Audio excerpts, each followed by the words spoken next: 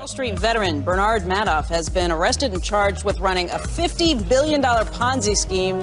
Congress wants to know what caused the Enron meltdown. Now, while the collective rage currently is focused on WorldCom, Tyco CEO Dennis Kozlowski was convicted of looting hundreds of millions of dollars. This is one of the biggest fraud cases ever. Their president's a crook. Well, I'm not a crook. Find out more on this week's episode of White Collars, Red Hands. The year is 1893. And people are flocking from all over the world to Chicago to visit the World's Fair, known as the World's Columbian Exposition at the time, named because it was on the 400th anniversary of Columbus reaching the New World. Oh, great. We're not going to get into it, but obviously we don't agree with it. The pier in Chicago was home to many attractions for people from every corner of the globe to admire, including the original and first Ferris wheel, life-size reproductions of Christopher Columbus's ships, one of the first motion pictures ever, the first moving walkway, the conveyor belt thing at airports. I like to walk on those as fast as I can because it makes me feel powerful. Well, scientists don't do that. So, among many other things, America had outdid themselves in an attempt to one-up the previous World's Fair, which saw the unveiling of the Eiffel Tower in Paris. Chicago, coming off the rebuilding after the Great Chicago Fire in 1871, had become a fitting place to hold the event, as the second city built became home to the skyscrapers that now dominate the skylines of every major city in the world. For 6 months, up until an assassination of Chicago Mayor Carter Harrison cut the event short, Chicago was the most bustling city in the world.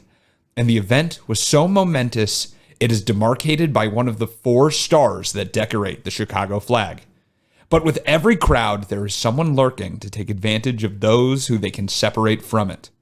The World's Fair is now remembered equally for the Ferris wheel as it is for the topic of today's episode, who supposedly lured people from the fair only to meet their ghastly demise in a castle built for nothing but death and suffering. The Devil of the White City, the American Ripper, the Mustached Menace, that one I made up, Henry Howard Holmes. You're the mustached menace.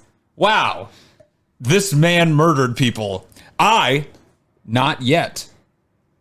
You murdered those nachos last night. I didn't eat nachos last night. Fine, I had pizza. Okay, you murdered that pizza last night. A Detroit-style pizza at a meeting with my improv group. Oh, Thank you very much. I was like, damn, you cheated on me, but it was with your improv group. I can't have pizza with somebody else? Not Detroit style. You're so jealous. I am. I want some pizza. Well, I mean, there's a lot of pizzerias in Chicago, so you're welcome to at any time pick up a pizza. You're an adult. It's true. Yeah. So, welcome back, everyone, to the season 9 finale of White Collars, Red Hands. It's Kashan and Nina, and we're repping the merch today for the season finale. Look at that. So thank you for showing up, and we've done 8 of these. This is the 9th season finale. So by now, you all should know that today is murder committed by the wealthy. Or at least today, the apparently wealthy. It is not really known how much money Holmes had because he kept changing his fucking name so much.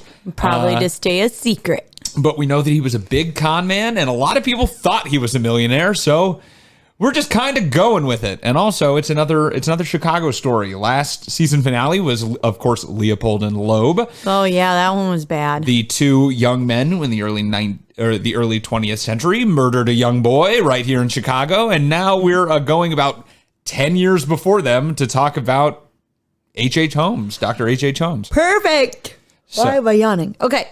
So let's get into it. All right. H.H. Holmes was not born H.H. Holmes, but rather the much more boring name of Herman Webster Mudgett. That is a terrible name. Yeah, the Mudgetts, a long line of Mudgetts, I guess, in the year of our Lord, 1861. Born to Levi Mudgett and Theodate Price. That's a bad name, too. Yeah, Theodate is not a good... Theodate? I never even heard that. I'm about to say, tell me if there's another pronunciation for that name, but... Theodot? But why is the E at the end? Well, there's lots of I don't know. I don't know. I like Theodot's much better. It's not. But Holmes was... Why not Theodora? Okay, anyway, whatever. I don't know. Holmes was born into a modest farming family of devout Methodists. Lame. The Mudgetts were big old Methodists. Yeah, but they were boring. Mudgetts the Methodists. The Good job. The Methodist Mudgetts. Was what I was trying to say. There are many claims about Holmes's childhood that center on him killing small animals or suggest that his father was abusive, and actually even claims that he murdered another child when he was a kid. But honestly, we don't know much about his childhood. We do, however, know a story about Holmes as a boy. And according to this story, Holmes was terrified of the doctor's office. And in the mid-1800s, I would be too. A doctor's office is basically a place where a dude who chain smoked also cuts off arms sometimes. This is still the time when barbers were dentists and surgeons. Yeah, this is the time of leeches to bleed you of your fever. But this is also the time when if you were a crazy woman, they would give you an orgasm. So it's not all bad. We have the technology, right? Yes. Thank you to whoever invented the vibrator around this time. I forget his name. You knew his name at one point? No. Great. I never knew his name.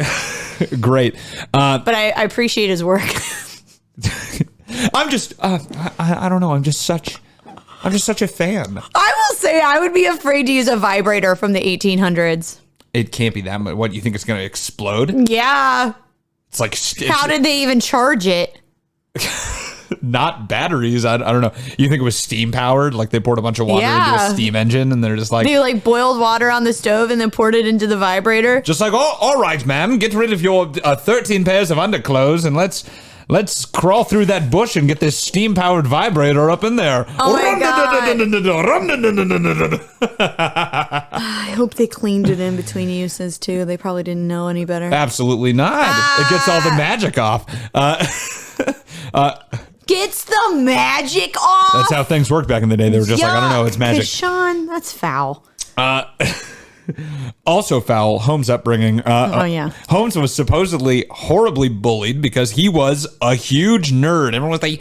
Everyone talks about he was very intelligent as a child, so everyone else picked on him because he was a big fucking nerd and no one liked him because he sucked. So one day, a group of classmates shoved him into the local doctor's office, knowing that he was afraid and unwilling, and forced him to confront a medical skeleton, which at the time was made of real bones. Today, they're not. They're made out of fake bones. But instead of fear, Holmes found that he wasn't afraid at all.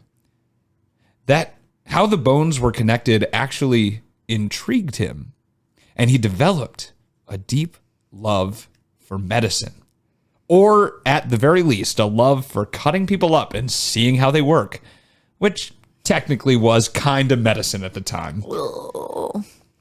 Holmes followed up on this dream by enrolling in the University of Vermont, but pieced out after a year to go to one of the best medical schools of surgery of the day, which is not saying much in the late 1800s, but nevertheless, the University of Michigan. Go Wolverines, I guess. Yeah. I hate them, though. Why do you hate them? I'm a Michigan State fan, all right? Why are you a Michigan State fan? Go You're Groon. from Arizona. It's a long and boring story that no one who's listening to this cares about. Okay. Message me privately if you're just like a really big Spartans fan, I guess. While at this school, though, it is said that Holmes and a colleague made money on the side by grave robbing. Believe it or not, a common practice for medical students at the time, because it was illegal to perform autopsies, as it was seen as desecration of a corpse. So they would steal bodies in the middle of the night from freshly dug graves so they could cut them up and see how things worked. That is such devotion to your craft. Also, I mean, digging bodies up, gross for sure. But without this, who knows where our knowledge of modern anatomy would be. Most of the anatomy that was discovered from this grave robbing practice in the late 1800s, early 1900s, formed the foundation for like modern medical understanding of the human body. And most of it has not changed since then. Yeah, but it was still shitty. We can agree on that. I would be pissed if someone dug up my grandpa and cut him up without asking. Oh, man, I don't care. He's dead. It's rude. Honestly, they can do when I die, they can do whatever they want. Yeah, I'm just going to donate my body to science. They can strap me naked ass up to a bus and parade me through town. I don't care. I'm dead. No one wants to see that. I don't think they'd do it, but they could. And I wouldn't be that upset. Do whatever you want. Okay. But I'm not going to give you any ideas, actually, because you might do something. Well, I'm not touching your dead body. You'd pay someone else to. No, I wouldn't. Okay. I care about the dead. I don't believe you. I want your soul to rest. I don't have one. I don't have one. Holmes also supposedly used the corpses in insurance fraud schemes where he would take an insurance policy out on a fictional person and then present an impossible to identify body to the insurance company to collect on that policy. We don't know if he did this actually, but he talked about doing it a lot. Well, wouldn't they need a policy though? Yeah, he would take out a policy on someone, but he would take out the policy. Yeah. Then he would. And then he'd be like, hey, here's my cousin. He's dead. And they couldn't, he'd get someone who's like really burned or something, and they wouldn't be able to identify the body. So they're like, okay, here's your payout. And this is at the time when it was hard to identify people. There was no DNA test. Yeah, they'd just be like, sure. Yeah. They couldn't even verify if a person was real. Yeah. So whatever. It's also said that he may have murdered a colleague at the time, a fellow medical student, in order to collect a $40,000 insurance policy on him. But we also don't know for sure. We know that that student did die around when Holmes knew him, but that's kind of all we have on that. At this time, Holmes had already married and had a son with one Clara Lovering. After Holmes graduated from medical school in 2 years, it took 2 years to get in and then out of medical school at the time. Well, it's the 1800s. Which shows you how much you needed to know. They were basically like, here's how to chop off a leg. Get out there, doctor. But after he graduated, Clara fled from him because he was rumored to have been violent towards her. She took their son, Robert, and never kept into contact. Good for her. Robert later became a CPA, just so you know. He became an accountant. Oh, good for him. And he was an elected board of on the board of Orlando, Florida. Huh. So, all right, they went down south. Sure. Holmes then moved across the country. As you will learn, he is very transient. He moved all across the country, scamming people as he went. Holmes was inspired as a young boy by Andrew Carnegie, one of the richest men in history. And H.H. Holmes wanted desperately to be a big wheel, a fat cat. But the only way that Holmes knew how to do it was lying and stealing. H.H. Holmes loved to write bad checks and just genuinely loved to refuse to pay for anything bought on credit, which you will find out is a bit of a calling card of his later on. He's basically like, whenever someone came to ask him to pay for something, he'd be like, no. And it worked. Damn, I'm going to try that with my credit card bill. Well, no, they can't do it anymore. Now they'll find you. But back then he had like 17 or more aliases or something that he would just go around the country writing bad checks with different aliases and just scamming people using different names, and then no one could ever find him. What a time to be alive. Yeah, you could just do whatever you wanted. In 1886, Holmes found himself in Minneapolis after bouncing around the country working odd jobs, mostly at pharmacies, when he found himself marrying one Murda Belknap. These are bad names. Yeah. So, Mudgett and Belknap at this point. Could you imagine if they had a kid and hyphenated it? Oh, man. Good old, Charlie Mudgett Belknap. Yeah, poor guy. I also don't know if it's Belknap or Belknap. Either way, it's bad. Both bad. Either way, it's bad, though.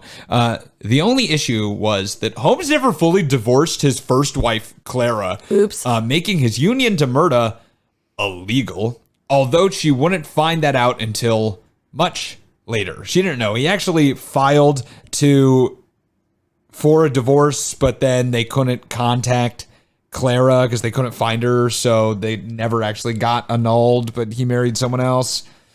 He actually, I don't mention this later, but he married a third person as well. All of his wives, by the way, lived. No. They lived until the end of Holmes's life. He never murdered a wife. Interesting. Yeah, so if he put a ring on it, if he liked it, then he really kept the ring on it. If he didn't murder you, then he probably put a ring on it. Yeah. After the nuptials with Murda, Holmes and Murda moved to the place where Holmes would become infamous, the neighborhood of Englewood, Chicago, Illinois. Interesting. When Holmes first came to Chicago is when he fully became Dr. Henry Howard Holmes instead of Herman Mudgett. While bouncing around the country, he had used many different aliases, like I said, while duping insurance companies or writing bad checks. But H.H. Holmes is obviously his most famous. Could you imagine yelling the name Hermit in bed? Or Herman? Women didn't speak during sex in the 1800s, Nina. I guess that's true. Please.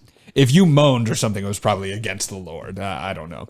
And who knows if he was still a devout Methodist. Come on, you don't think one woman was having good sex in the 1800s? I think the proportion was very small, even smaller than it is now, which is already probably pretty small. Yeah. When he arrived, he... Just wording. I'm sorry. I didn't know how that was. I've arrived. That is actually how men in the 1800s came. They were just like, oh, I've arrived. I've arrived. Splendid. Thank you so much. Thank you very much. Thank you very much. Top of the morning, I shall see you in a fortnight. Don't bother writing me a letter. When he arrived, not ejaculated, he happened across a drugstore in the South Chicago neighborhood of Englewood, located on Wallace and 63rd, that was owned by one Elizabeth Holton. Holmes began working at the drugstore, but it is said that soon after the owner, Holton's husband, became violently ill and died. Soon after, Elizabeth agreed to sell the drugstore to Holmes and then also mysteriously vanished from the face of the earth. Well, isn't that convenient? When someone asked Holmes about where Miss Holton had gone to, by the way, he said, she went to California. And then later they were like, hey, she hasn't come back. And he was like, she loved California so much, she decided to stay. Good cover up, dude. Yeah, and then no one ever heard from her again. So I'll let you decide what happened there. The year after, Holmes would buy an empty lot adjacent to the drugstore and begin the 3-year construction on what would become known as the Murder Castle. The 3-story building would eventually hold storefronts on the first floor, a grouping of rooms that could be permanent living spaces on the second, and a hotel on the third. As the building was erected, as many as 500 workers put time into the project. This is because Holmes never had anyone work for more than a few days before firing them. Interesting. The reason for this were twofold. Firstly, Holmes did not have an architect draw the plans for the building. Fuck yeah. Just building off vibes. He did this himself. It is said that the reason he drew the plans for the building and fired the workers so fast is because he included a bunch of nefarious things into the building to make the hotel act as his own personal killing grounds. Each room on the second floor had a gas line running into it, the controls for which were only accessible on the third floor in Holmes's bedroom.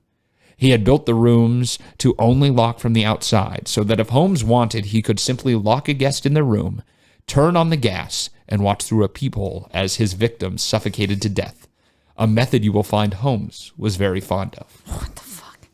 Every room on the second floor had a gas line leading to it that he could turn on from his room, and then each room had a peephole that he could watch them die.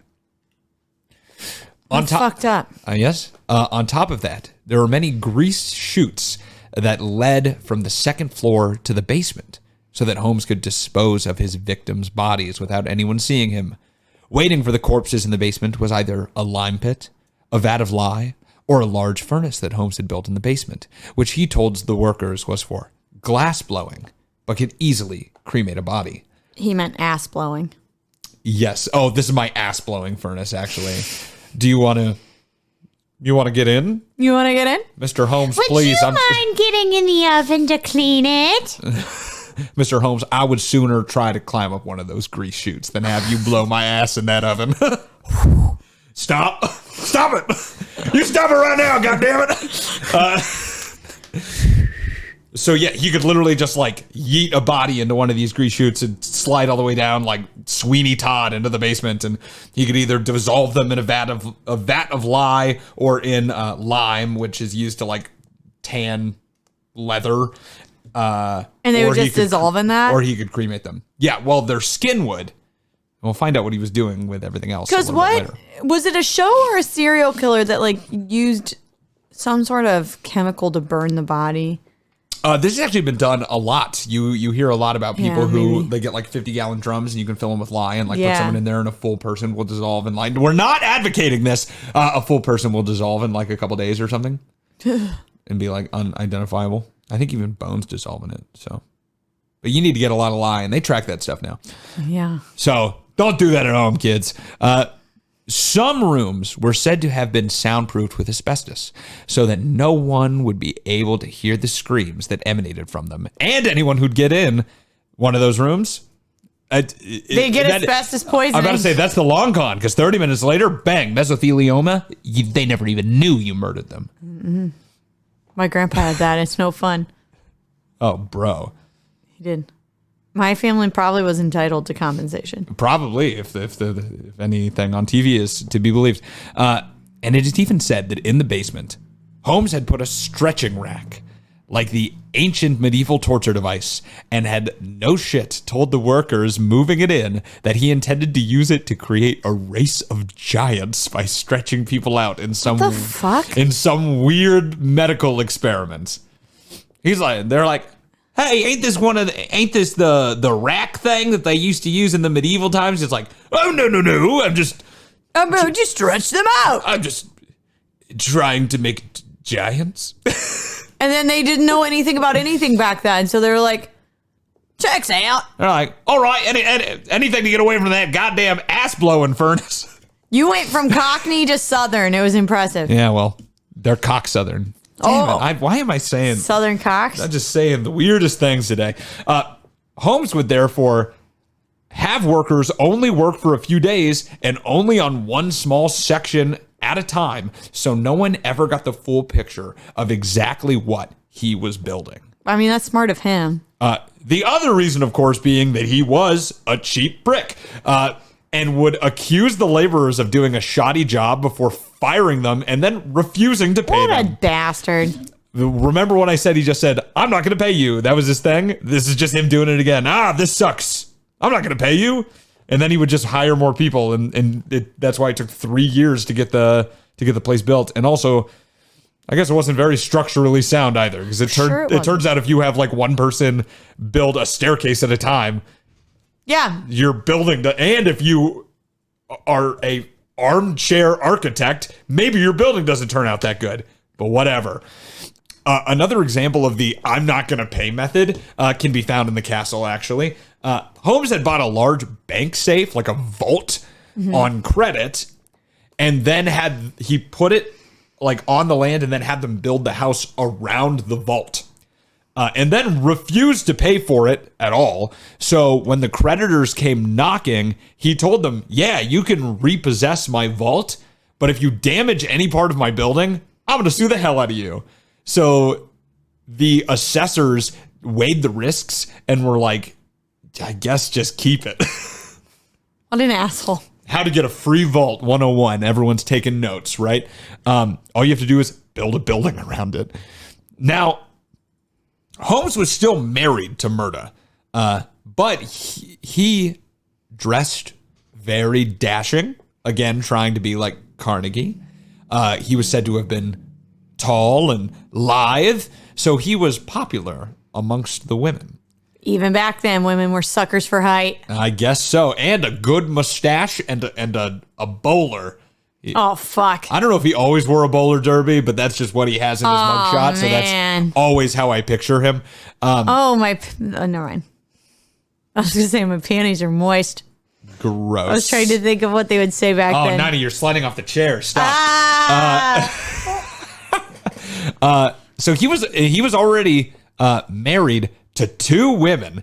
So why not add a few paramours? Murda actually did not live at the castle with Holmes. She lived at a separate I don't blame her. A separate property outside of Chicago. So Holmes liked to let young women stay at the hotel above all else. One of these women was Julia Smythe, who had recently taken up residence on the second floor of the castle with her young daughter Pearl and husband Ned. But soon she began a romantic entanglement, just like Jada Pinkett Smith, with Austin? with Holmes. When Ned found out, he straight up yeeted himself out of the situation, leaving his wife and daughter at the castle. No, don't leave Pearl. Especially when he found out that Julia was pregnant with Holmes's child. How did he know it was Holmes's? I don't know. Maybe he was like, they take her on Maury. I've been impotent for 6 years. Oh, that could be it. And you know that. You know that. There's no way. I haven't even gotten Morningwood in 3 years. Julia, Poor please. Holmes agreed to stay with Julia, Father of the Year, if she agreed to an abortion. So maybe not a Father of the Year. So maybe not Father of the Year. But of course, this abortion would be performed by Holmes himself. Did he know how to do that? He is a doctor. Did they even have a wire coat hanger back then? Here's the thing. I don't know how they did it, TBH. But the mortality rate was pretty high for abortions back in the day. How did they perform? This is what we're going to do right now? I have to know. All right. Other methods to induce miscarriage were very hot baths and gin. Hot baths and gin. You just work out a lot. Extreme exertion. A controlled fall down a flight of stairs. Controlled? How do you control a fall down a flight of... Either way, whatever Holmes did... Okay, don't look this up, you guys. This Great. is scary. I don't know why we looked it up. I had to know. Either way, Holmes did do the procedure on Christmas Eve, nonetheless, 1891. Have a holly jolly Christmas. Yeah, that was playing. You're bleeding out. Okay, no. I'm gonna stop you right there. I don't know, but this is about to get really sad in like this year. 5 seconds. All right. So Julia Smythe went in to the basement of the castle, never to be seen again. What happened to Pearl? Whether from the botched abortion, which did carry a high mortality rate at the time, or just because Holmes got bored with her, Julia was murdered.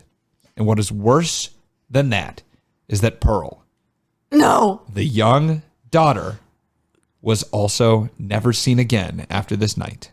And later excavation of the basement at the castle found a partial skeleton of a young girl around Pearl's age, buried underneath. Sorry, Pearl. Have a holly jolly Christmas. You like that happened? Pearl isn't here. Oh my God. Yeah, I get, it's 100 years ago. So I guess. By golly. Have a holly jolly Christmas is here. Oh my God. Days later, Holmes sold It's not chestnuts roasting on the open fire. Days later, Holmes sold a medical skeleton to the medical school of Chicago.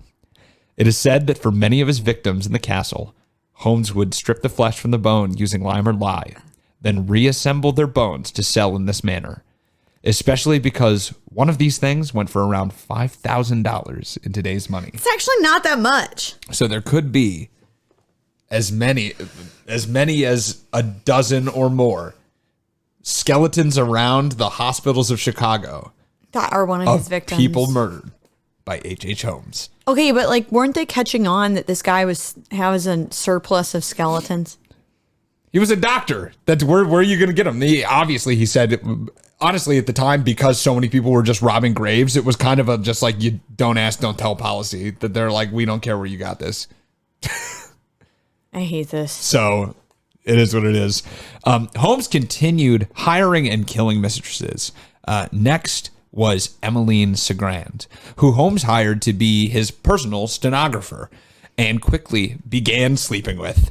He purportedly murdered Emmeline in the vault, which also had a gas line leading to it, by the way, asking her to retrieve a letter and slamming the door behind her, turning on the gas, and as always, watching through a peephole in the door as she suffocated to death.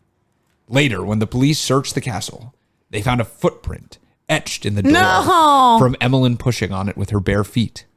Holmes had poured acid on the bottom of the vault to aid in the gas dispersal, and the caustic liquid forever left Emmeline's mark on the vault. How tragic. At this point, Holmes met the man that would eventually put the nail in his coffin. A lanky and supposedly previously attractive drunkard with 7 children, Benjamin Peitzel. Ben Peitzel was a down-on-his-luck carpenter with a criminal past, and Holmes just so happened to be looking for a lackey. Ben was horribly poor, as this was a time of economic disparity in America.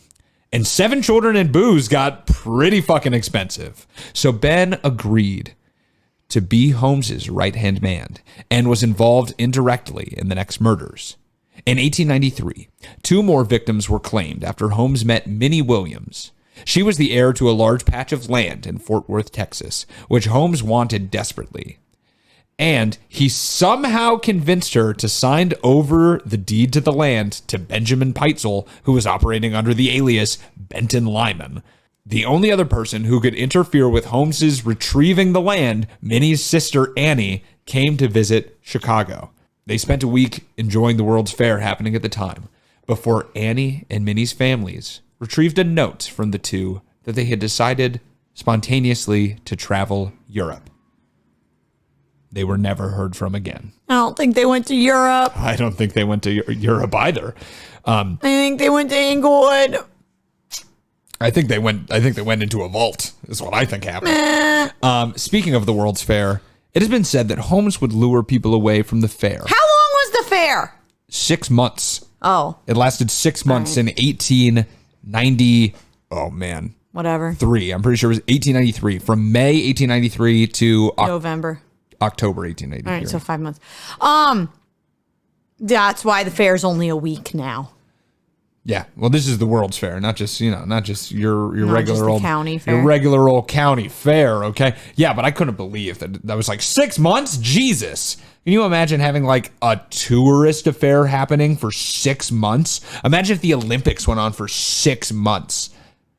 That sounds awful. Well, doesn't baseball last for longer than 6 months? It's kind of like that. Well, no, because baseball doesn't happen all in one goddamn place.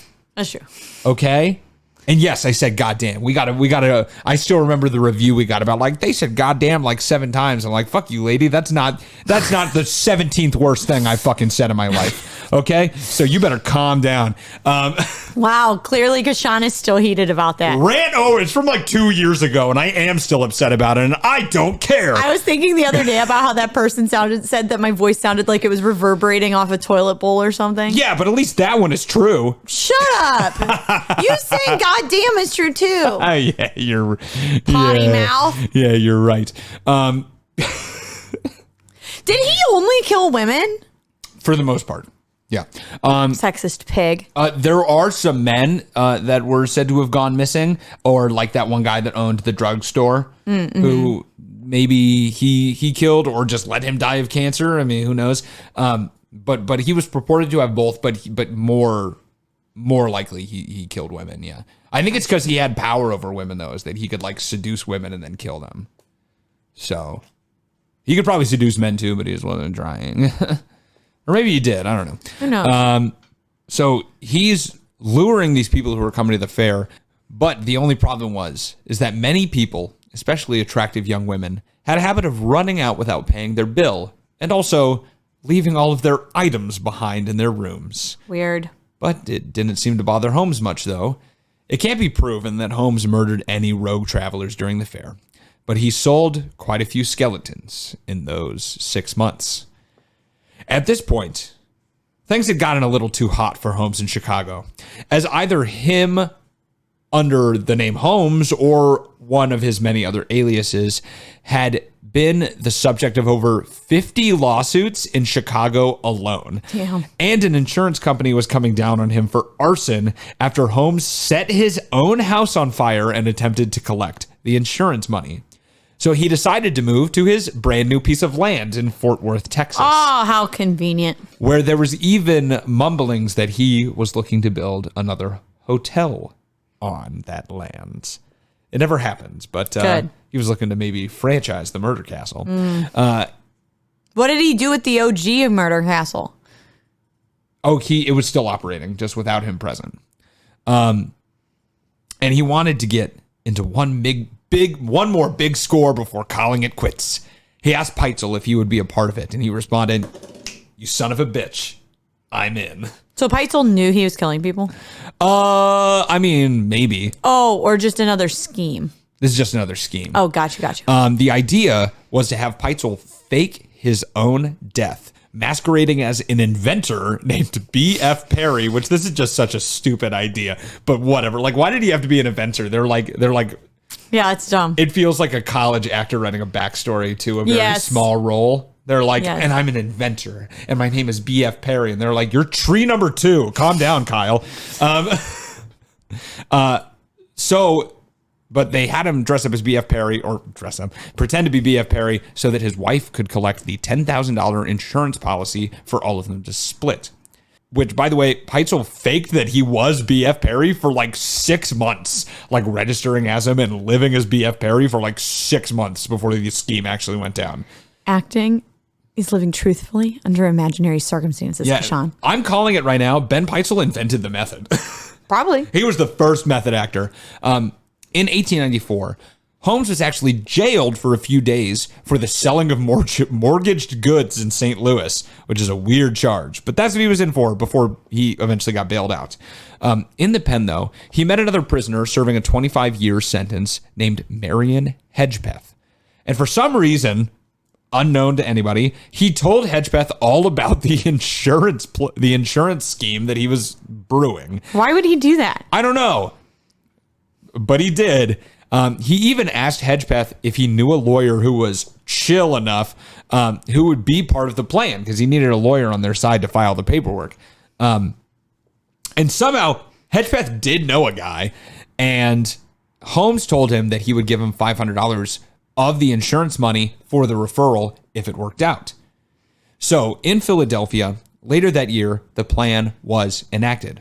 Holmes set up a fake explosion in the quote-unquote inventor's lab, but instead of using stupid. He's just like, yeah, and you're inventing something, and it explodes, and there's fire, and someone jumps from a window. They're just like really spitballing. They're really into this. They're really spitballing here. But instead of using a cadaver, which was the original plan, and for an unknown reason, Holmes used Peitzel himself,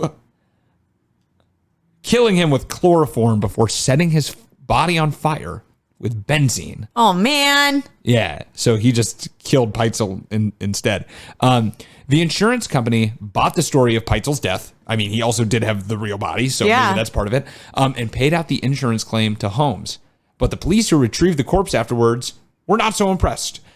If this man had been in a chemical explosion, his limbs should have been all messed up. That's what they said. They were like, he shouldn't have like his limbs, or they at least should be like, he would have covered his face, something. But he just had superficial burns only on his face.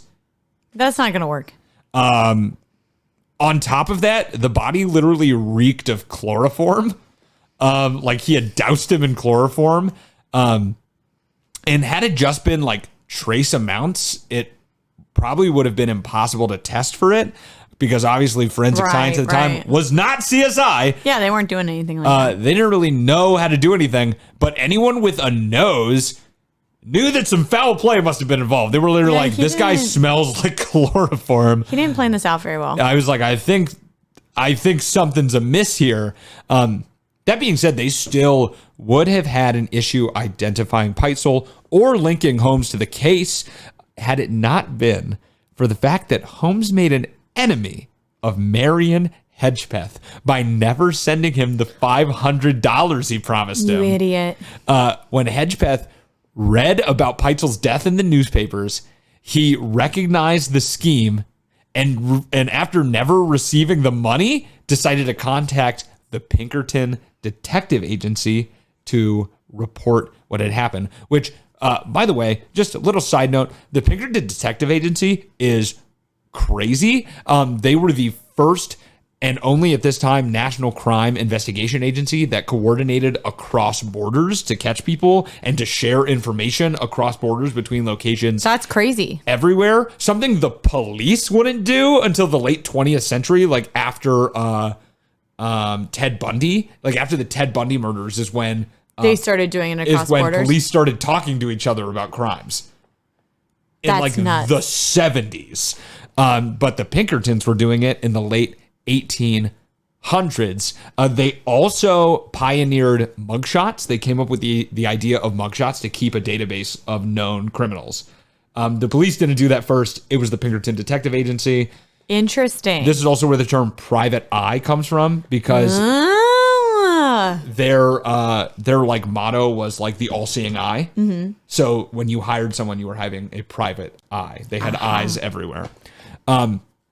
So he contacted the Pinkerton Detective Agency, who would go on to try and hunt Holmes down for the murder. In the meantime, though, Holmes was leading Peitzel's wife on just a wild goose chase. I was going to say, I feel bad for those kids. Yeah, Peitzel's family still believed Peitzel to be alive because that was the original plan. And Holmes said, oh, man, we need to go on the run for a while because Peitzel's also on the run and we got to follow him. So he kept saying, oh, Peitzel's moving here. Peitzel's moving there. We got to go to him. And then they get there and be like, he's not here. We got to go somewhere else. And they believed him. They went on this with him. Even more impressive is that he convinced Peitzel's wife to split the family up and give Holmes 2 of her children to watch, Annie and Nellie, because Holmes said the police would be looking for a mother with 5 children, not 3. But didn't they have 7 kids? 2 of them were moved out already. They were old. They were gone. So she had 5 at home at the time. And he was like, oh, man, you stick out like a sore thumb with 5 kids. So just give me 2 of them. But I guess he like wasn't clothing or feeding the kids, so he was also like this immaculately dressed man walking around with what looked like 2, like, please, may I have some more kids like walking after him? So it didn't really. He also kind of stood out. He was a little conspicuous for sure. Yeah, why would he do that though? It just doesn't make sense. Was he like? I think. Well, here's the thing. So he didn't want to pay Peitzel's portion of the insurance, right? He damn well doesn't want to pay his family any money. Yeah. So I think he was going to get rid of all of them just like one by one. And he kept contacting Peitzel's wife, constantly telling them to move to the next city, but never telling them where he and her children were. And he was even hiding her letters to her children from them. And those poor little girls. And vice versa. We actually know this because we have letters from Alice and Nellie asking why their mother wasn't writing them. But she was. He just wouldn't give them the letters. At one point, he actually even stationed them like 3 blocks away from each other without any of them knowing that they were that close.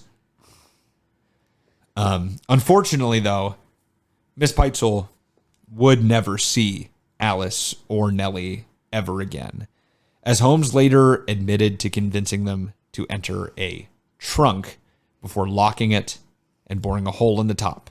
He then fed a tube into the hole. What the fuck? And attached it to a gas canister, which he used to asphyxiate the children to death, and then buried them in the basement of his Toronto home, which he was hiding out at the time. They were discovered later by a detective from Pennsylvania who was searching for them. Those poor kids. Yeah. Later that year, in 1894, the Pinkerton Detective Agency finally caught up with Holmes in Boston and held him on a warrant for, of all things, horse theft that he had in Texas. They took him back to Pennsylvania, but the police were in Chicago investigating the murder castle. Upon investigation, they found the lime pits, the furnace, the footprint in the vault, the grease chutes to the basement, and the gas controls to the rooms, and finally realized the kind of monster they were dealing with. They moved forward with pressing charges for the only murder that they could make sure they got him for, Peitzel's. A trial ensued, in which Holmes dismissed his counsel and represented himself for a majority of it until all seemed lost. When he brought back his counsel, theorized because he wanted someone to blame the loss on. Mrs. Peitzel testified in the case about the chase that Holmes had sent her on, thinking that her husband was still alive, and the death of her 2 children. In addition, this was seen as a big turning point for the trial, as it was supposedly a very emotionally moving testimony. In addition, other victims' families testified, such as the former husband of Julia Smythe, who Holmes had cucked earlier, testified about the death of his former wife and daughter.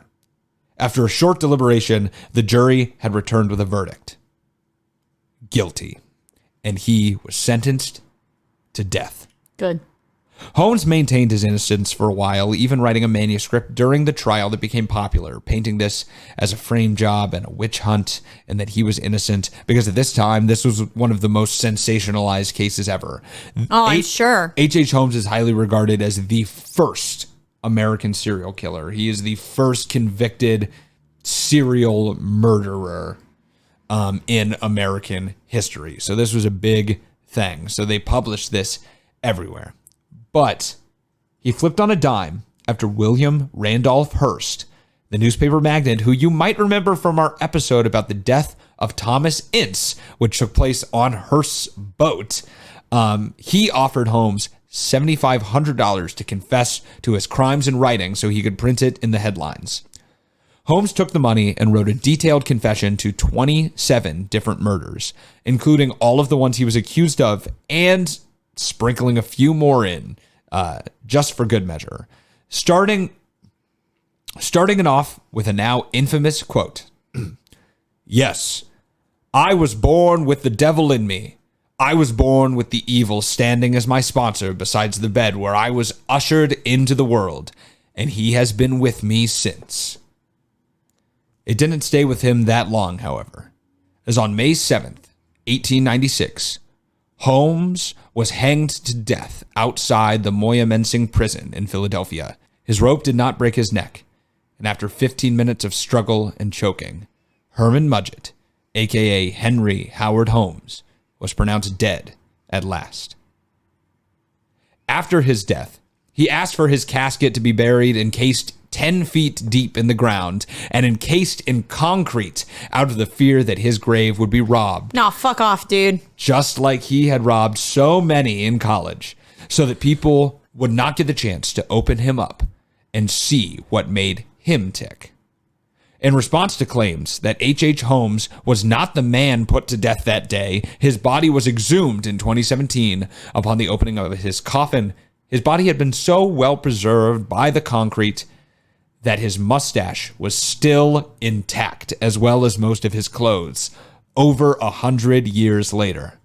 He was positively identified and returned to his tomb, however. Could you imagine how bad that smelled? I mean, it might be all gone by then. Who knows?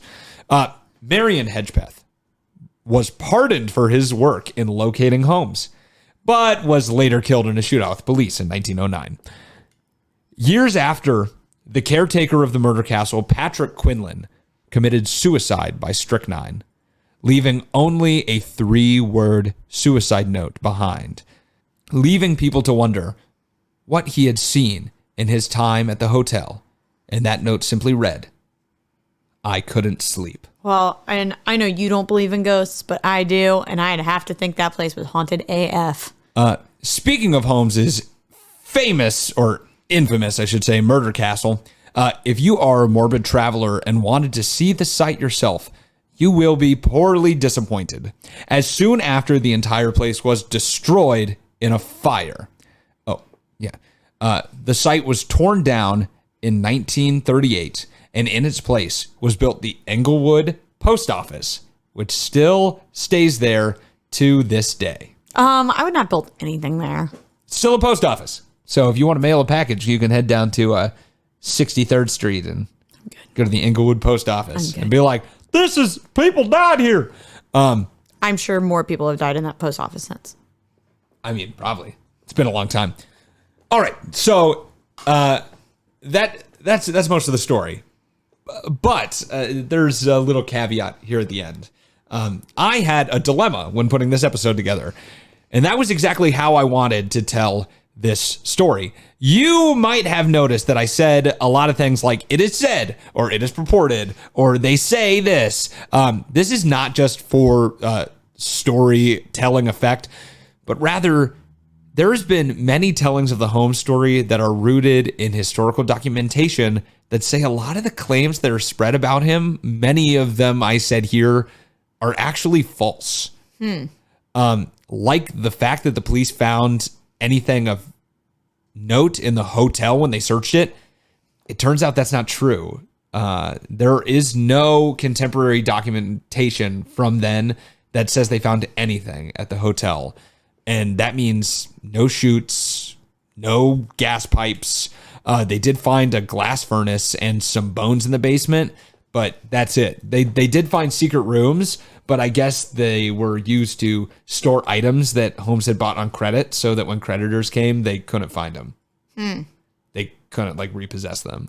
But all of the other things, like the torture rooms and things that people said were there, there's not actually any evidence from the time that says that happened, even from the original police reports. It's all in the newspaper articles that were released after the fact. Interesting. And in books. So later. It's a lie.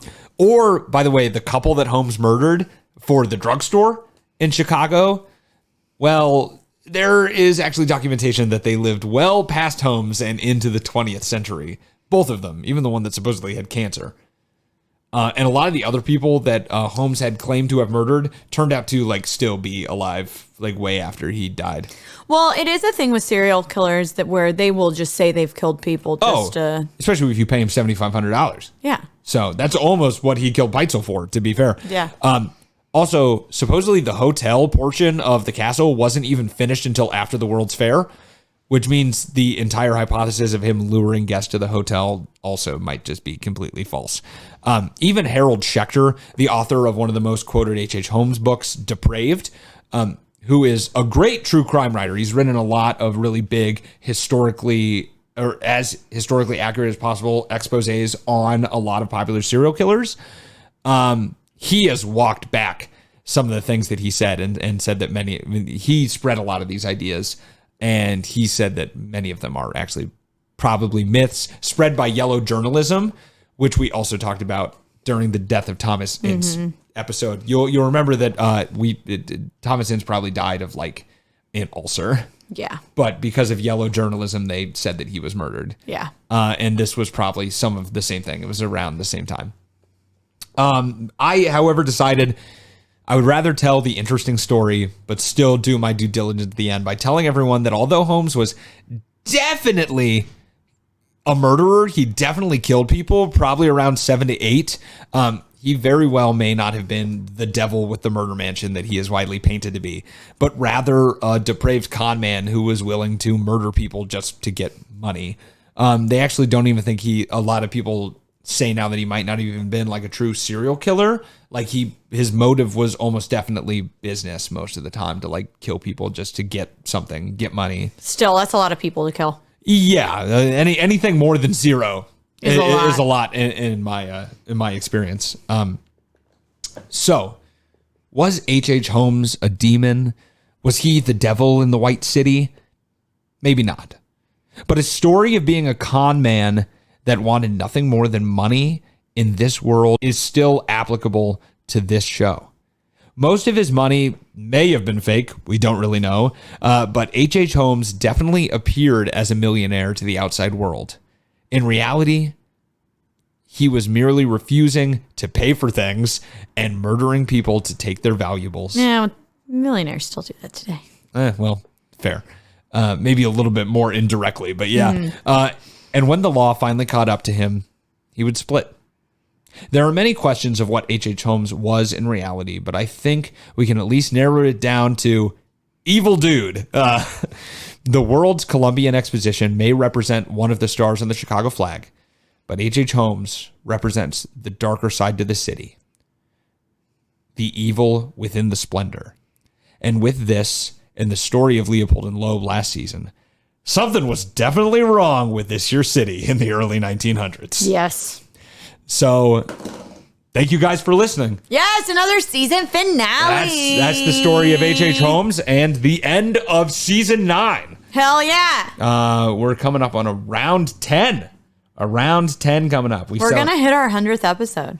Yeah, so it's probably already passed, but we're going to go ahead. We're going to go ahead and call episode 1 of season 10 our 100th episode because we get to make it up. No one gives a shit. No one's going back and counting. It's our show. We make the rules. Yeah. Next episode, not if I release a like a small claim score. That won't be the 100th episode. But our season 10, episode 1 will be the 100th episode of White Collars, Red Hands. Damn. So join us for that.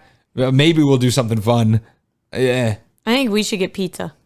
Just eat it while there's nothing people love more than listening to someone chew while listening to a podcast. Stop it. I'm already annoyed.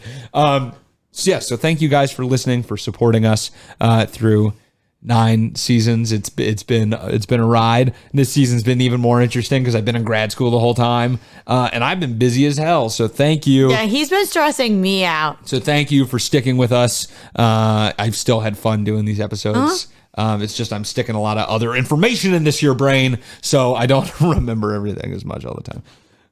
You're like me. Yeah, I'm just like Nina now, but only here. It's because the rest of my brain is taken up with chemical engineering. I know. You make this big, and then I won't have to do that, and then I can just speak into a microphone and get paid. I'd love that. Me too.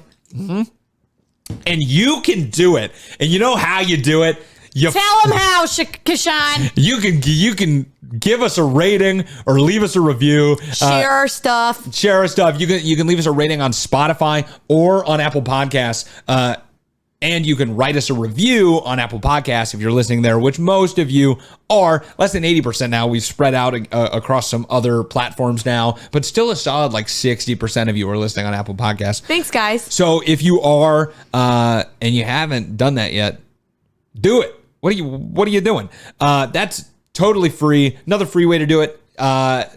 Just incessantly recommend us to all of your friends, your family, people you hate. I don't care. I'll take any recommendation. Tell anyone you know to listen to this podcast, and we'll take them. We don't discriminate. Anyone can listen to us. Even people we don't like. I don't care. Go ahead. Free. You can also follow our socials. Hell yeah. You can follow our socials. That's also free. Facebook.com/whitecollarsredhands, Twitter @whitecollarspod, Instagram @whitecollars_redhands. We're also on TikTok. Guess what? It's White Collars Red Hands. You can DM us on there, start a discourse. I just had someone message us the other day and say that they love what we're doing. Left us a review on Facebook, which was also very nice. Thanks, and guys. said they were binging the show right now. So thank you so much for contacting us. We love hearing that from you guys. So if you want to do that, feel free. Go ahead. Drop us a line anywhere. You can also drop us a line at our email, whitecollarsredhands@gmail.com. We also do a fan submitted episode every single season. So if you want to submit an episode for next season, please do that. And you can submit that also to the email or DM us on one of those social medias. And we'd love to do your idea next season. If you want a not so free way to support us, you can buy something like what we're wearing right now, a White Collars Red Hands sweatshirt. Christmas is right around the corner. Nothing. So is Hanukkah. Put a little bit of us under your tree or menorah. So you can go there at tpublic.com. The link is in the show description, or you can go to our website, whitecollarsredhands.com, and click the little button that says check out the merch, and you can buy straight from there. You can also listen directly off our website or find all the links to different things on there, or different listening platforms if you want as well. There's also a communication area there where you can drop us a line. So if you don't want to email us for some reason, you can do that. I think that's it. I think that's it as well. So thank you guys so much for listening. And we'll see you on another season of White Collars Red Hands.